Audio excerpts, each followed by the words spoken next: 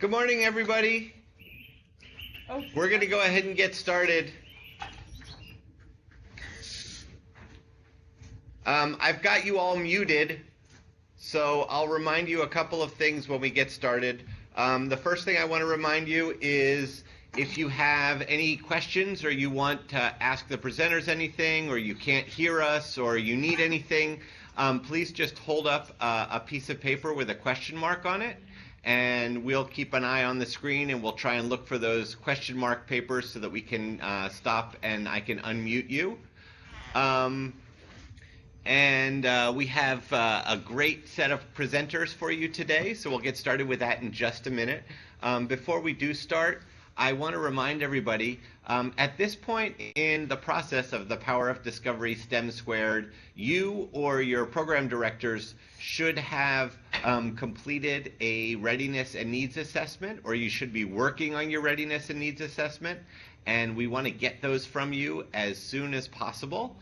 Because the next step in the process and the part that Jackie Schonert and I are going to start working on immediately after this is we're going to start preparing for helping you all complete a program plan so that going into the next school year you have a plan for how you want to try and start implementing STEM into your after-school programs. And it's important that we have the readiness and needs assessment completed before we get to the program plan. If all of this sounds like a complete mystery to you and you have no idea what I'm talking about, please send me an email and let me know, or ask your program supervisor, program director. Those are the folks we've been communicating with this about. The needs and readiness assessment is mostly being completed by the program supervisors, not by the folks at the school sites. And so with that, we're going to go ahead and get started. I will remind you that you should have the PowerPoint up on a screen in front of you so that you can all see that. And we have it here in front of us too. And I'm going to have the presenters try to remember to say next slide each time they skip to the next slide in a presentation. And so you can advance the slides and keep up with us.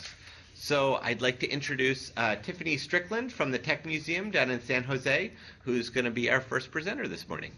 Excellent. Thank you, Bruce, very much. And good morning, everyone. Go ahead and go to the next slide. Again, my name is Tiffany Strickland, and I run the Tech Challenge for the Tech Museum, which is a design challenge learning program that serves about 3,500 students every year. So this morning we're really going to focus on design challenge learning. What is design challenge learning? Why the Tech Museum is so bought into this design challenge learning model. Design challenge learning actually is what founded the Tech Museum. The Tech Challenge, which was founding on the idea of design challenge learning, predates the Tech Museum, and the Tech Museum came out of design challenge learning. Go ahead and go to the next slide. So what is design challenge learning? Well, the Tech Museum's design challenge learning approach engages students in the design process to solve a relevant real-world problem. Students reinforce their science, mathematics, social studies, and language arts content knowledge through an open-ended design process that results in original, team-driven solutions. Students take responsibility for assessing their own progress and incorporating peer feedback as they conceptualize and redesign their projects. So it's a project-based learning program with the idea that we're going to give students a real-world problem, and I'll talk about that in just a second, and ask them to create a solution to that real-world problem. Through that process, they're going to go through what's key for us at the Tech Museum, the engineering design process, to brainstorm and test and retest and redesign. So it is a true design learning process which meets a challenge. Go ahead and go to the next slide. So our goals of design challenge learning really is to get students to start thinking creatively. Students learn to problem solve. The outcomes or the projects that they come up with are innovative. Failure is a huge piece of the the process, and students learn to deal with failure and how to overcome failure. And we'll talk about that a little bit later as well. So the failure piece is key for us at the Tech Museum. Kids today don't really deal with failure very well, and teachers don't really know how to walk kids through a failing process. The Tech Challenge this year, I'll give you some statistics. So the Tech Challenge is an actual project that the Tech Museum puts out. We task students with creating a solution to a problem, and then they come for a big event day in April and test their solution. You can see a picture on the screen of an actual device that somebody built this year to meet our challenge. But the success rate of the challenge was less than 5% this year. It was a huge, hard challenge. So for us, it's not about success. It's about the process that they take to get through their device. It's about the engineering design process.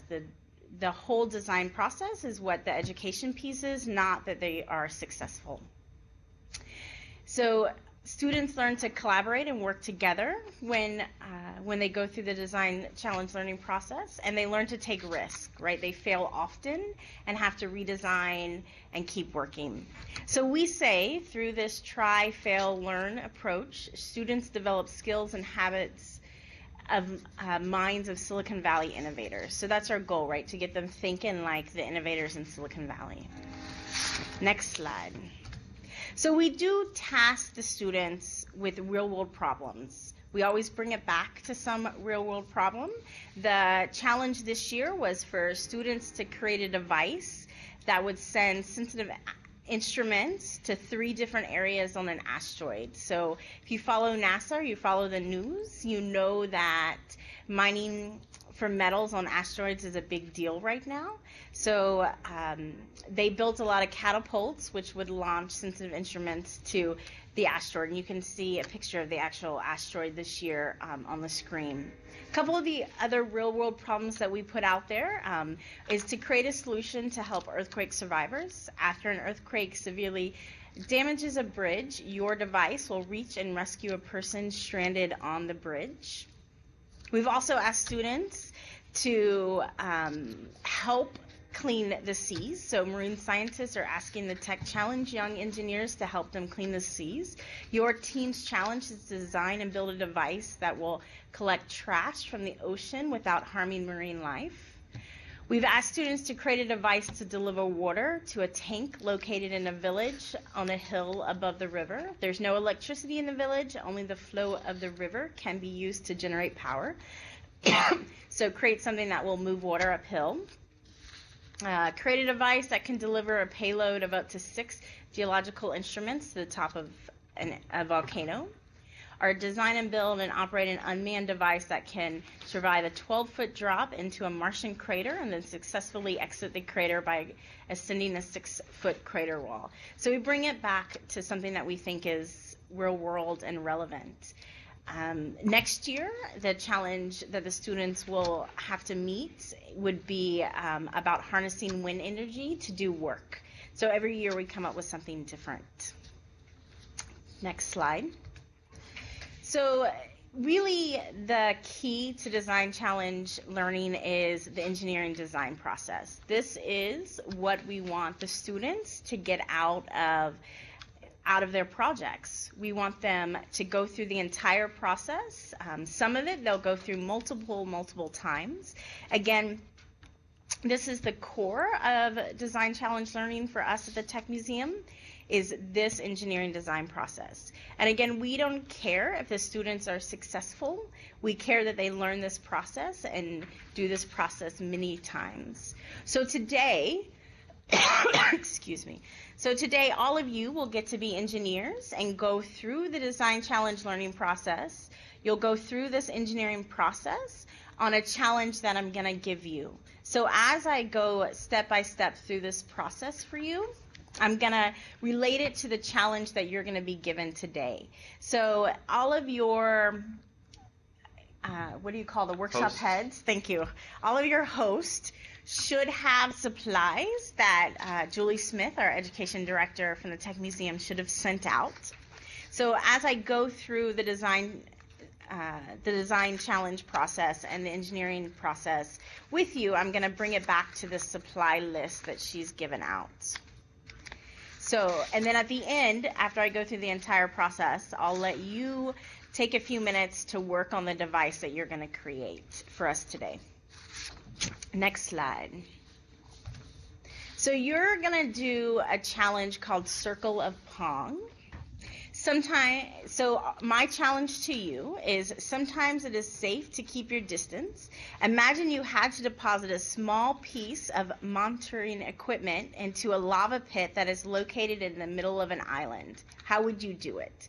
So you today are going to build a device that will deposit this sensitive monitoring equipment into a lava pit. Next slide. So the first part of the design learning process, the engineering process, is really to figure out what is the problem, what is your limits, and how can you solve it. So again, today you're going to design a device that will deposit sensitive monitoring equipment, or a ping pong ball, which you should have all gotten, into a lava pit or a paper cup that is located in the middle of an island.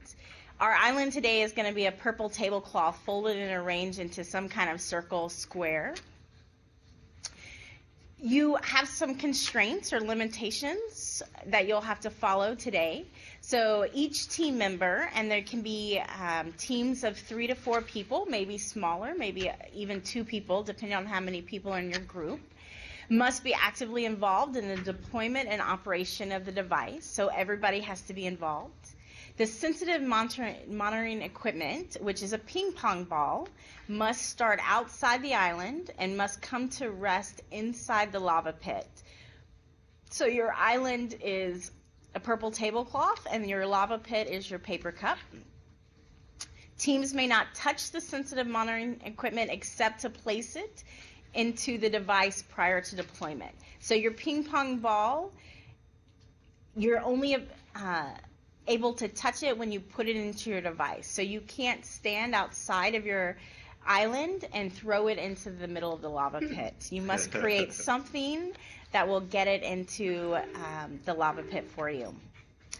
At no time may any team member reach or extend any part of his or her body into the imaginary cylinder that extends above the lava pit or purple tablecloth.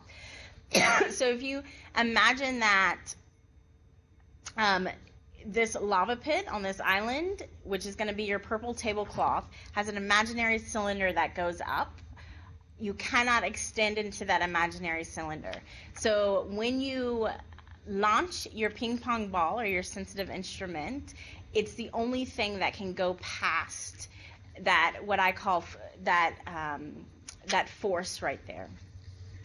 You may use only the items or materials that has been provided for you. So each of you will get a bag of miscellaneous materials. You will get a paint stick, and you will get some piece of string I see over here, and a little solo cup. So these will be your materials that you'll create your device that will launch your ping pong ball into your lava pit. You may not destroy, modify, or dramatically change your ping pong ball during the process. So you can't cut the ping pong ball, it has to stay intact. And you will have, this says about 30 minutes to develop, build, and test your device. So at the end of going through the design process, I'll give you about 20 or 30 minutes to build your device. Next slide. So that's the first part of the engineering design process, to identify your problem and your constraints that you have to work with. The next one is to explore. So we say in the Tech Challenge that we want you to find out what others have done and gather materials and play with them. This is before you even start brainstorming, to do a little bit of research. We're not going to do this step today actually because of time, but know that we did this as a miniature tech challenge a couple years ago, so it can be done. And the materials we're going to provide for you. Normally, in a design challenge learning approach, you would have the kids give you a materials list that they would need to solve their problem based on what your constraints are of your program. But today, for time-wise, we're just going to give you the materials that you have to use from. Now, the cool thing about this is that you don't have to use all the materials. You can use some of them. But again, you don't have to use them all. And you can creatively manipulate them to be what you need them to be. And you can see the list of materials is up on the board for you. Next slide. So the next step of the design process that you're going to go through after you've gone through your materials, after you've figured out what the challenge is you're going to really design. This is your brainstorming. These are where you think of lots of ideas, pick one and make a plan, and make drawings. So we want the kids to really think through their device before they start building. And I want you to think through your device before you start building. So hopefully somewhere you have some scratch paper where you can take your bag of materials, dump it out on the table, and do a miniature hand drawing of whatever that device that you're going to create is. A couple of things to remember is most of our students are very visual, so we tell them draw something, be very visual, map it out. We do want to encourage very wild ideas, have them think outside the box, be innovators, be designers. We tell students to defer their judgment, so any idea is okay, even though we know some of them may not work. Any idea is still okay. We do want them to work collaboratively, so build on the ideas of others. So if Jan has a great idea that I can build on, we want to encourage that through groups. Listen to one person at a time and go for quantity. We want them to put as many ideas on the piece of paper as they can come up with. Next slide, please. The next step of the engineering design process, so now you've figured out the materials you're going to use, you brainstormed, put something to paper, is you're going to create it. This is where you take your plan that you've designed and you actually build something. Work with your materials, build something. We have the students document everything, so we say record your choices, document. We want them to really build what they have on their paper and create something that's really innovative. Next slide, please. So they create it, then they test it out. Test your ideas. So, remember with this particular project that the lava pit or the tablecloth is a hot area. We don't want any burning flesh or singed hair, so you can't go inside of it. And for your note, know that your device may fail. Again, with the challenge, our success rate this year was 5%, so a lot of devices failed. Failure, however, can be transformed into a learning experience. That's what we always say. That can actually improve your child's ability to succeed in the future. Henry Ford said failure is the only opportunity to begin again more intelligently. So and the key piece of our design process is try it out, rebuild something, retest it. That whole iteration of build something, test it, fail, rebuild is huge in the engineering design process. That, in the Tech Museum's opinion, is where all the learning happens, and that build, test, fail, retest piece of it. Next slide. And so since we're on the idea of failure, I just put down a couple of things for teachers that we tell when I train teachers about how to walk the kids through the design learning process. The biggest thing that they always talk about is how to keep kids motivated through the failure piece of it. Especially this year when I had a lot of teachers in the challenge come up and say the hardest piece was trying to keep them motivated when they couldn't build something that would work because we put out a challenge that had such a low success rate. Excuse me. So we say, we always talk about help the student identify the emotions that they feel and express those in an acceptable way. So when your students aren't successful, whether in the classroom or on a ball field, we should be available to help work through those emotions, which is hard when you have 20 kids that you're working with, but do try to get kids to figure out their emotions when they're not being successful. Give them the opportunity to talk about why they think things didn't go the way they wanted, are expected to go. So the number one question I always ask teams when they come off from testing their devices is, what can you do differently to maybe make your device succeed? What do you need? More money, more supplies, more time? So key, and today when you create your device and test it and it fails, ask yourself, what can you do to, or what do you need to make your device more successful? Some of it's outside of your control. You may need more materials. Well, I only gave you a certain set of materials. You may have needed more time. We're only going to give you 20 minutes to do this activity. But with an hour, you might have been successful. We always stress that it's about the process and not about winning. So winning is not the most important thing. At the Tech Challenge down at the museum, we only actually give out 3 awards that's based on whether your device worked or not. We give out 20 awards for everything else. So it's all about their process. We actually give out an award for their process versus whether their device actually worked or not. Talk to the students about their strengths. So every student on a team has something that they brought to the team, something they do really well at the challenge. So we talk about that a lot. Keep your expectations for your students reasonable and realistic is a huge one. I always tell teachers to make sure they tell the students that the measure of their success is not whether the device works or not. It's, did they understand the process that they took to get their device moving? And remember that your students watch how you respond to their failures. So if you respond in a negative way, they're going to not feel so positive about themselves. We celebrate failure at the Tech Museum, and with the challenge, we even give out a Most Spectacular Failure Award so that the students know that it's okay to fail. Next slide. So after you've tested, probably failed at least once, you're going to make it better.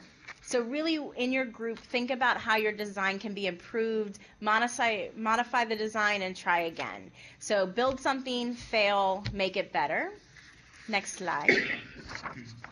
And that's pretty much the design process. What I want you to do now is spend the next 20 minutes using the engineering design process to create a device.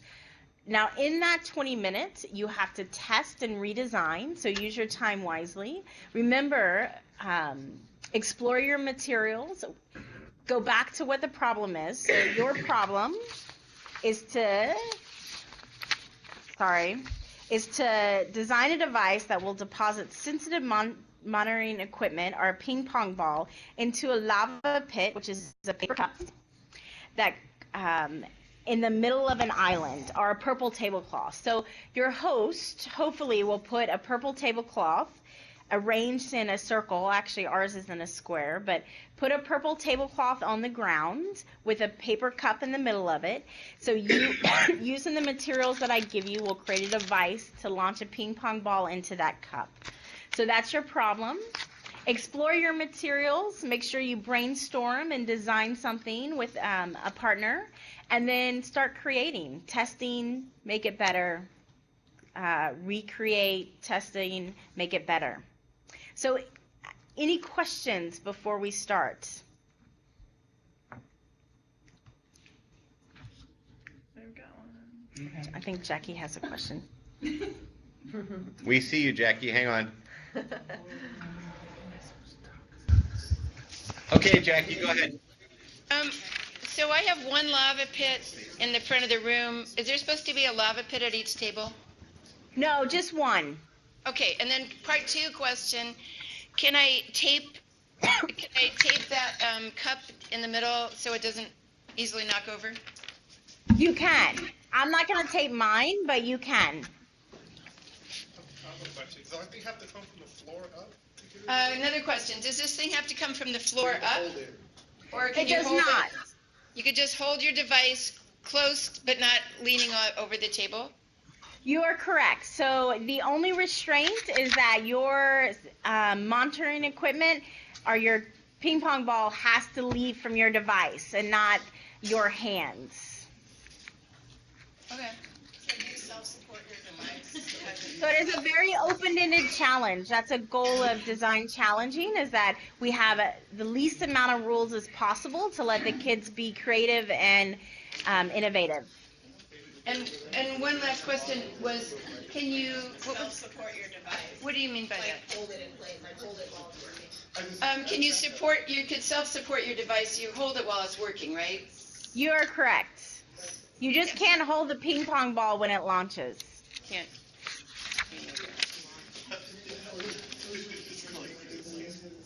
Will you let them know that they'll give a time? We'll keep track of Use the time for 'em. materials, more than the cup. We will keep track of time for you in Emeryville. So I'll let you know when we get 5 minutes morning. All right, start creating. I have one question. Yeah. Should I mute us? Yeah, please.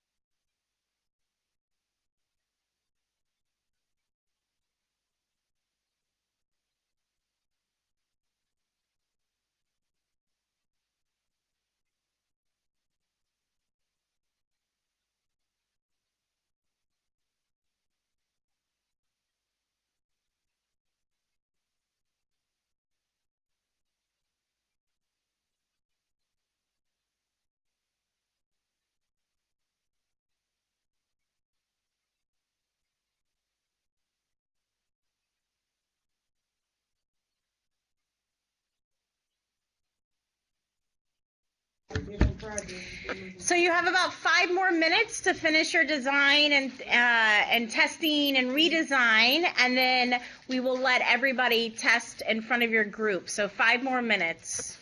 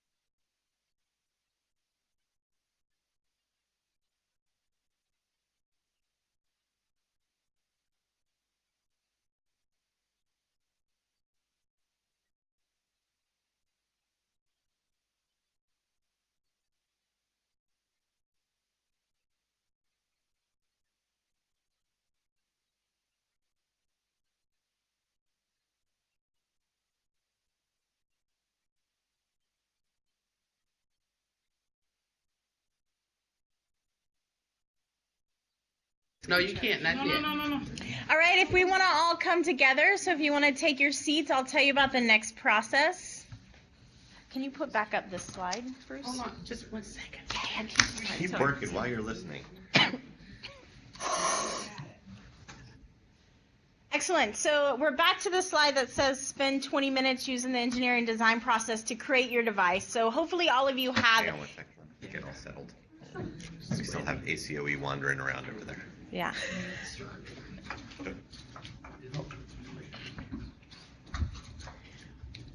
So hopefully you all have a device created. So for the next 10 minutes or so, I would love for you to test your device in front of your whole group. So you will exhibit your device, but most importantly, I want you to present out about your device decisions. So as a group, what trade-offs did you have to make to create your device?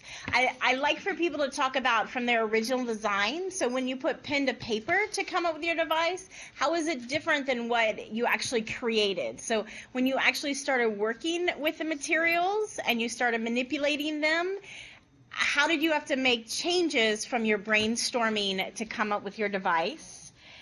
What materials did you choose and why? What worked, what didn't work? And then let you demonstrate your device for everyone. Now, some of your groups are very small, so you can do this fairly quickly. Some are very large, so you'll have to go through it fairly quickly. But if you'll just spend the next 10 minutes or so sharing out about your device with your group, and then we'll come together to close. Questions? Excellent. Good luck.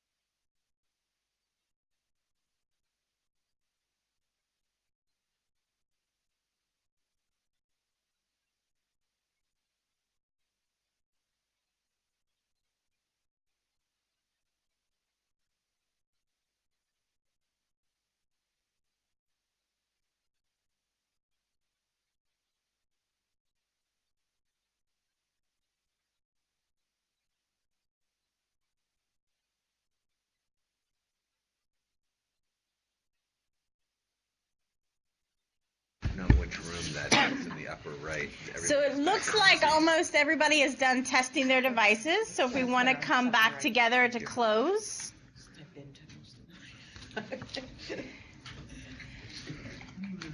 I hope you had some fun creating devices. I hope you worked through some failure. We were talking here in the debrief that not a lot of people here in Emeryville did a lot of brainstorming and paper and pen designing. They went directly into the just building phase of it. And so we missed the design phase, which is key in the engineering design process. At the Tech Museum, when we talk to companies, especially engineering companies a lot, the first iteration of any project or device is always on paper.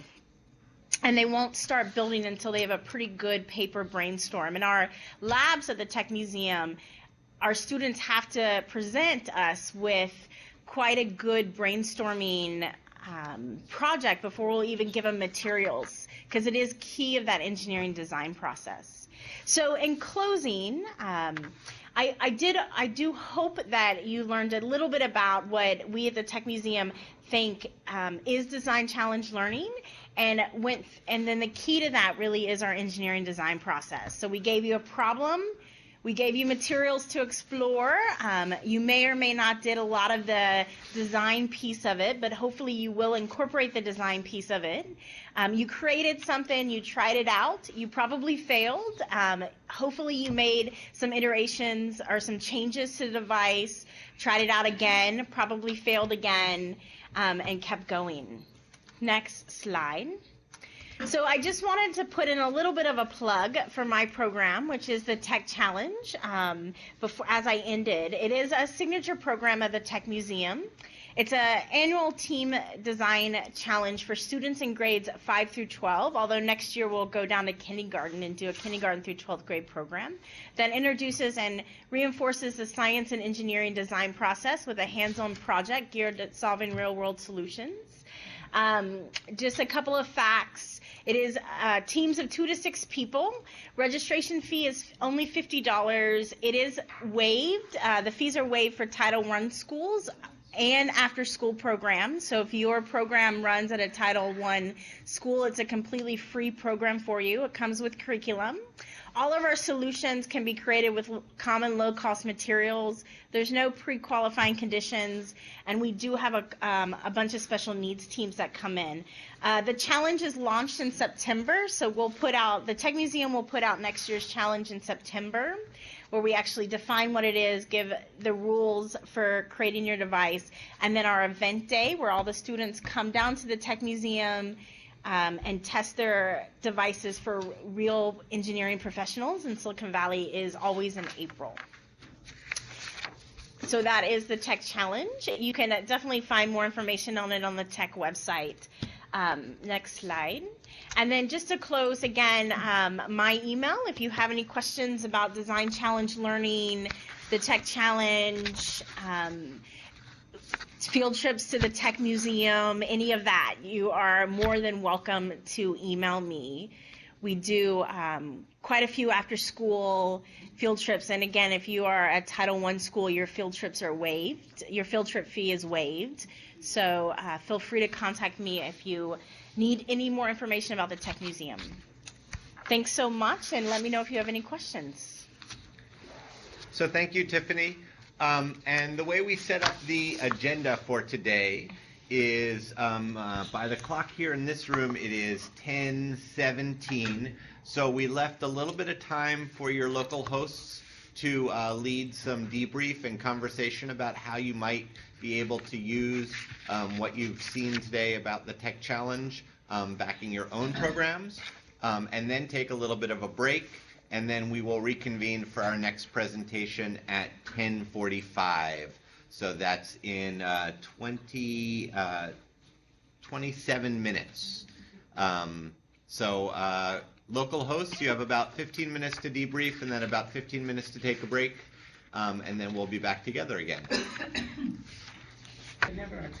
Okay, we're going to go ahead and get started. If we can have everybody back. And we're gonna, if you haven't already, host, could you please switch to the other PowerPoint? The one that was labeled, I can't remember what it was labeled, STEM Squared 510. The Design Challenge Learning Out of School Time Science Action Club.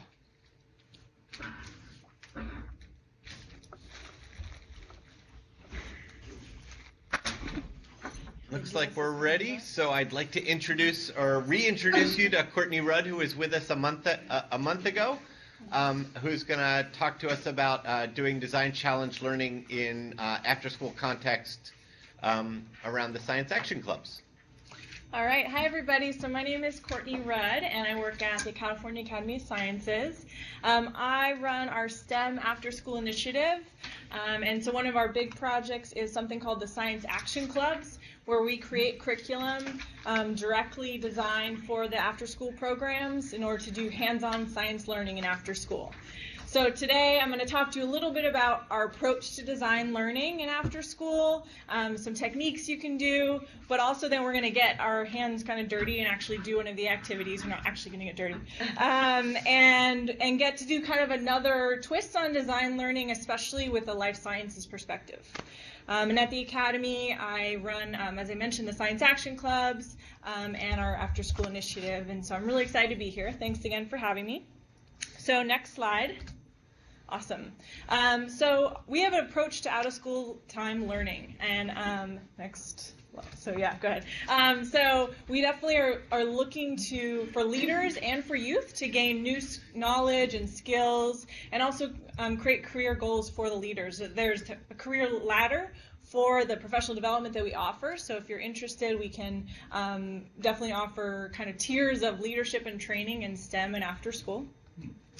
We also are really focused on hands-on inquiry-based experiences. So we had a great question in our debrief earlier about the new NGSS Next Generation Science Standards, and we really feel that our curriculum is really process-oriented and really complements that really well. So if you want to talk more about that or ask questions, let me know. But all our core is focused on hands-on learning.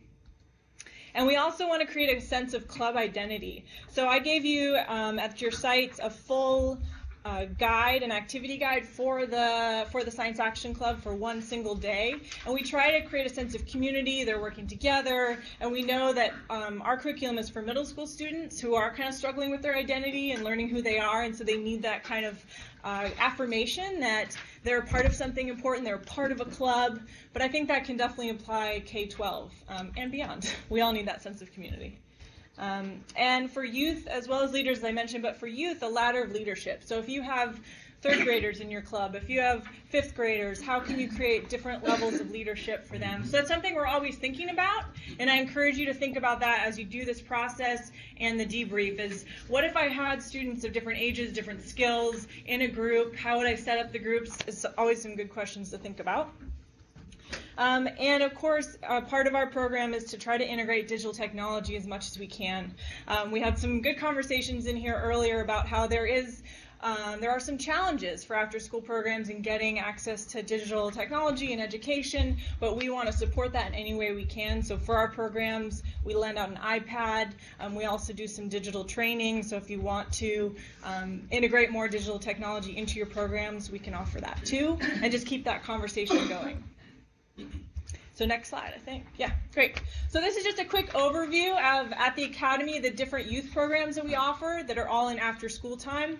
I highlighted Science Action Clubs because it's the only one in schools and actually being implemented by the after-school programs. All of our other programs are direct service, where the youth come to us at the Academy. So I just wanted you to see there are other options for youth to get involved in our programs at the Academy and other ways that we're serving older youth, and you can see different immersion levels where the student science fellows it's a very immersive, intense experience for those 10 students, whereas Science Action Clubs, we're just trying to spark their interest in science and get them excited, and if they want to continue in our youth pathway or other museums, youth programs, we really encourage them to do so. Next slide. Awesome. So Science Action Club, again, we're sparking youth interest in science. We offer professional development for frontline staff, and also we can have conversations with higher level staff as well, but it's all about the frontline staff co-learning these science experiences with the youth. And we do serve 6 through 8 students, grades 6 through 8, but we find that our curriculum is flexible, higher or lower grades as well. And if you were able to attend the workshop last time, I did talk about citizen science and how that can be a really powerful tool to do authentic science in after school, which is amazingly linked to also the new NGSS standards. And if you happen to have a handout, or you'll see it on the screen later, the activity guide for today does include a 25-minute, which we're not going to do because we don't have time, but a 25-minute experience doing citizen science. So if they had the full hour and you were with your youth and after school, you could do the Build a Bird City and then actually go outside and collect data for Cornell scientists and mail off the data and submit it online. So it's a nice complement to that. And of course, we're always trying to promote professional networks in after-school STEM learning, so we're part of this network and others, and we really encourage you to contact us if you want to know more. Awesome. Okay, so let me just pull up this other slide. So when we go about designing the curriculum, I just wanted to share with you our design principles. So the first is that the activity leader is co-learning with the youth. So we do not need to be science experts. We are doing science process. We're asking questions. We're having fun. So really think about it that we're co-learning alongside the students, and they love that, and it makes it accessible for all of us. I mean, I'm not an expert in ecology. I have a master's in marine science, so I don't have an ecology background, but I can still get excited about this activity and ask questions. We also try to do short setup and cleanup time because we understand the constrictions and constraints of after school is that you kind of have to be in different places and move to the yard and keep moving on, so we try to factor that in. Few supplies needed, or in this case, a lot of these supplies, and I'll talk about it, are kind of flexible, so you could hopefully have a lot of this around your site or kind of bivouac with what you have. We're always trying to engage youth in a physical activity and offer them to flexibly explore the activities that we're doing. And you'll see we're only going to do one part of our curriculum, but we always start with kind of a quick start, fun activity. We do an authentic science research, and we do a spark for science in every activity. So that's just kind of our philosophy. Next slide. So for design challenge learning and after school, we take kind of a flexible approach. So for example, we suggest that you can give them a specific amount of supplies. So today you have cupcake liners, you have popsicle sticks. If you want to make it a challenge where it's a limited amount of supplies, I really encourage you to do so. That can get students excited, and they're all on the same page. You can each give them 5 cupcake liners and 1 cup, and they have to use all the supplies. But today, I'm going to encourage at least the room that I'm in, and I'm not sure how the other sites are with the supplies, is that you can come up and take the supplies that you need.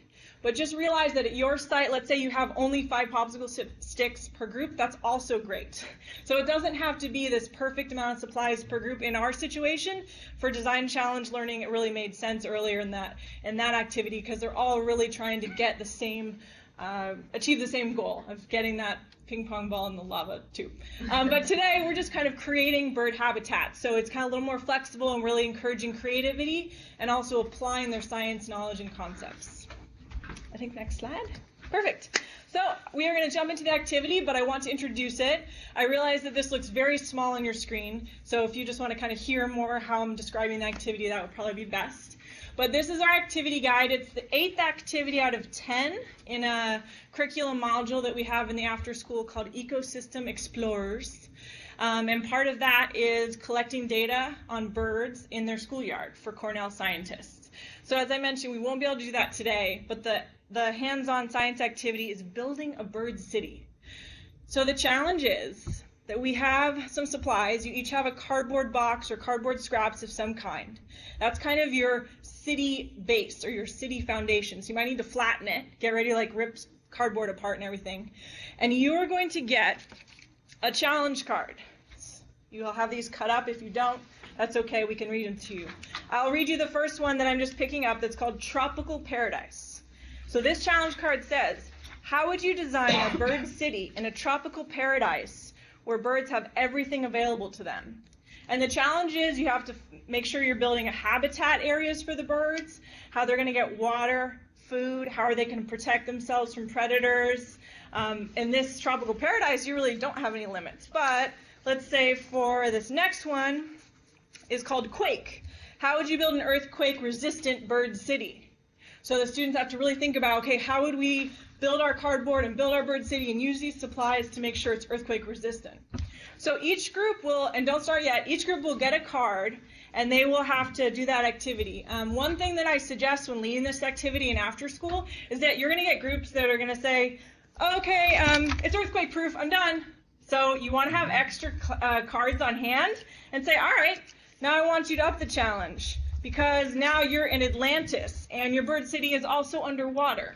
So give them this card and that keeps them busy. Whereas you might have a group over here that spends the entire time building a bird paradise and doesn't need another challenge card.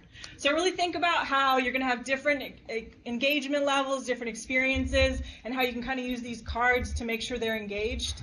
And same with earlier, I really encourage walking around, asking questions, and really thinking about that kind of ecosystem perspective, like how are they going to drink? How are they going to eat?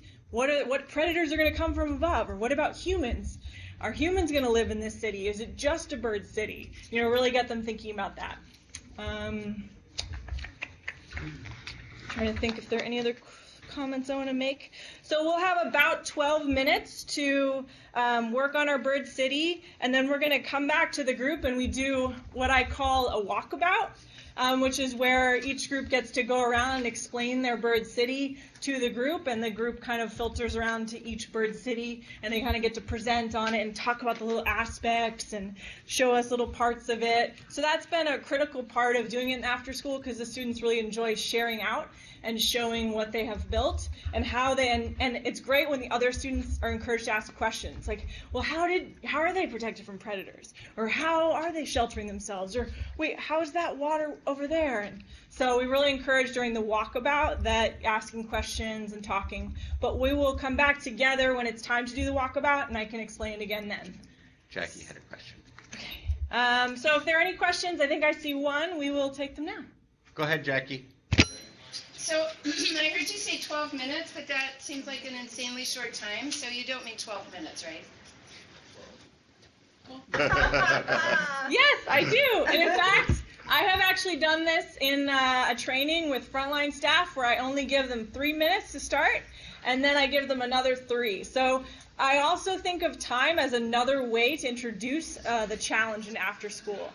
We use timers a lot, and I love it because it's like, okay, you have 5 minutes, and it changes what can be done in that amount of time. And when students really know, okay, 5-minute warning, 3-minute warning, 1-minute warning, or when you say, hey, you're working really well, I'm going to give you an extra 3 minutes. That might happen today. No, but we have about 12 minutes, and I encourage you to work within that. We might take a little longer. We have a bigger group, and we also have information about specific birds that we have, so we'll see how it goes. Thank you.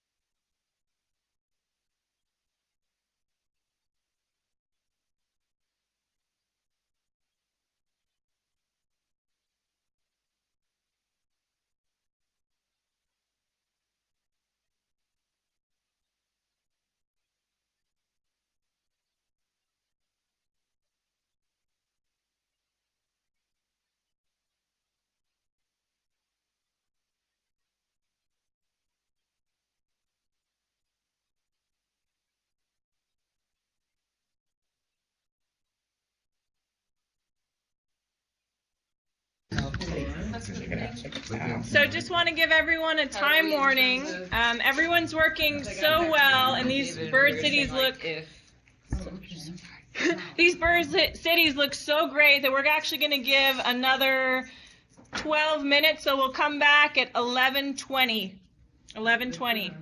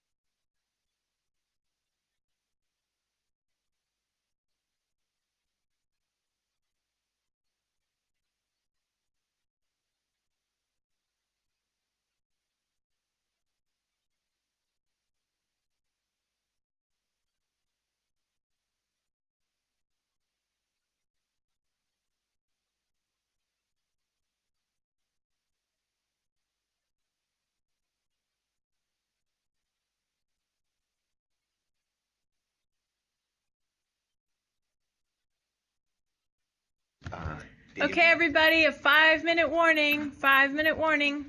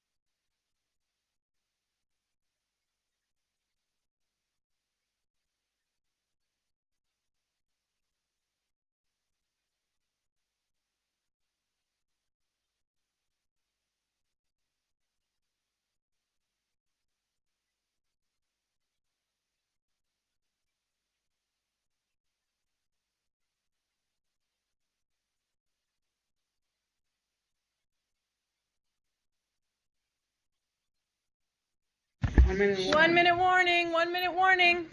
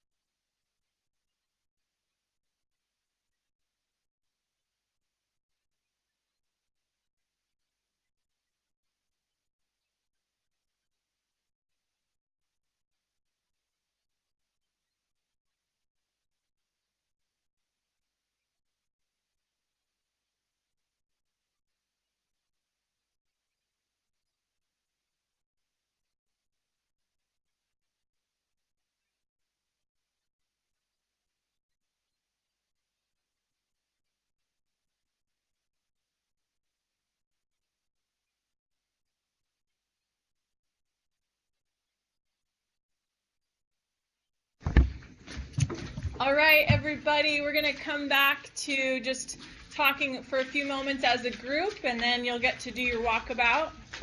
Oh. So I'll give you about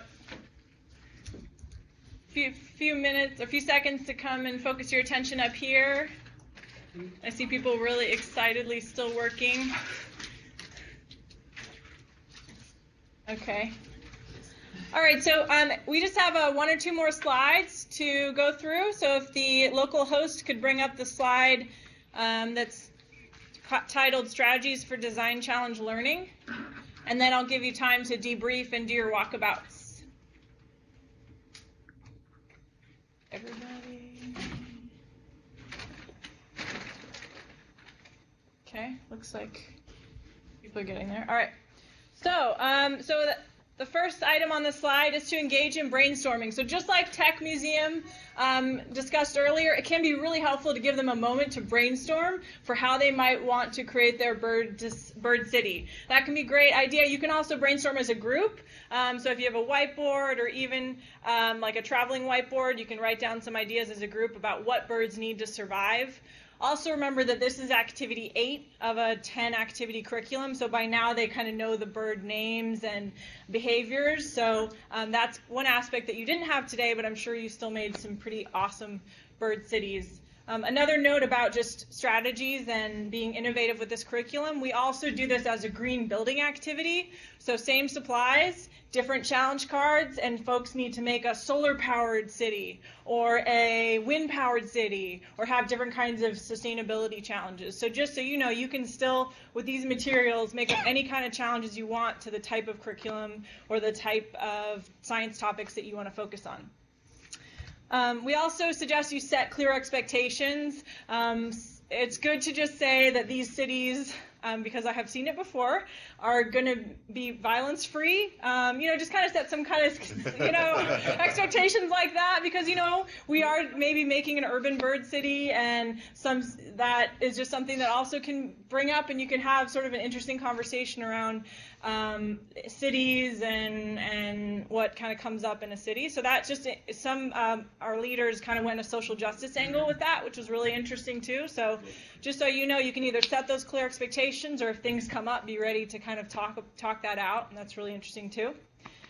So also make sure to ask lots of questions. So since we had it on mute, you didn't see that I was walking around and also really encouraging folks, but also asking questions about, hey, how are you going to make water? Are you going to make a nest? Or different kinds of things like that. So if you're facilitating this experience, asking questions is the best way to get their minds going and get them excited. And just as in the design challenge earlier, there's no right answer.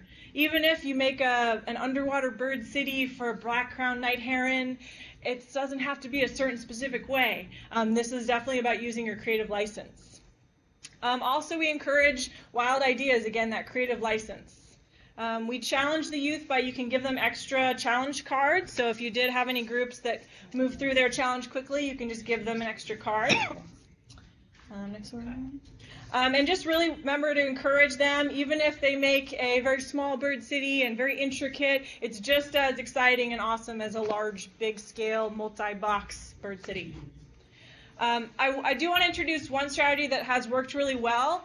Let's say a group maybe isn't used to working together or is kind of having some challenges working through, I like to call a timeout and have a team meeting with that small group and say, hey, like, what do we want to do here? And get them excited. So sometimes they need that break to be able to really talk out what it is they're doing and stop trying to build. So that's just a nice strategy if you are leading this activity and a group is just down and can't figure out how to move forward and everybody has a different idea. That works well.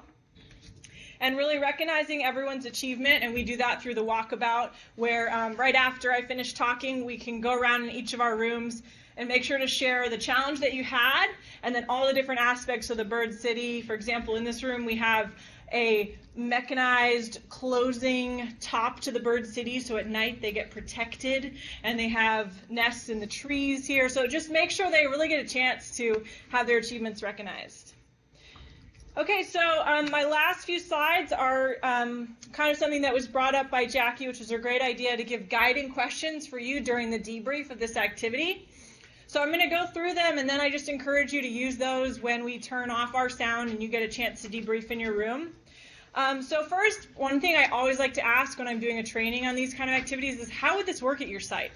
What would you do differently? You can keep kind of going through. Like, what was most challenging to facilitate? What would you do differently? I have a site where they actually did this with edible materials, which I thought was really interesting. I had a site that said, you know, hey, that wouldn't really work. Our students get too excited with sugar. We're going to stick with building materials. Or like, we do this for green building. So just think about, how would it work at your site? What would you want to do differently? What would you change? And how would you support the youth if they felt overwhelmed or lacked ideas? And then for the youth, there's another slide just for questions that I like to ask when you're doing the walkabout. What birds would live in your city? If you wanted to make more improvements, what would your city look like? What materials didn't you use? Why not? What materials did you use mainly? What was most challenging? And what about in your actual city that you live in? Where are there bird habitats? Where have you seen birds living? Kind of getting it back to their home and that relevancy of, well, where, you know, how could you also create habitats in your area? Where do the birds live in your schoolyard? Things like that. So I want to make sure, let's see, it's about 11:27. I want to thank you all for doing this activity and give you time to do your walkabout, to go around and share your bird cities, and then really, if you have time to do some of these guiding questions and debrief, I really recommend doing that, because really thinking about how you can make it applicable to your site and make this work with your youth, whether they're in kindergarten or, you know, 7th grade, thinking about how this could be part of your work plan, right? Or your program plan. Your program plan, and how you can move forward with it. So thank you so much. If there's any questions, let us know. Otherwise, we're going to hit mute and do our walkabouts and debriefs in our rooms. Before you all go off into your debrief, a few more quick things.